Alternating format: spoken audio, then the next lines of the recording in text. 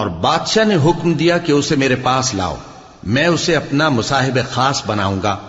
फिर जब उनसे गुफ्तगू की तो कहा कि आज से तुम हमारे यहां साहिब मंजिलत हो और साहिब एतबार हो। यूसुफ ने कहा, मुझे ज़रई पैदावार पर मुकर्रर कर दीजिए, क्योंकि मैं हिफाजत भी कर सकता हूं और उस काम से वाकिफ भी हूं। इस तरह हमने यूसुफ को मुल्क मिस्र में जगह दी और वो उस मुल्क में जहां चाहते थे रहते थे। हम अपनी रहमत जिस पर चाहते हैं करते हैं और नेकूकारों के अजर को जाया नहीं करते। और जो लोग ईमान लाए और डरते रहे उनके लिए आखिरत का अजर बहुत बेहतर है।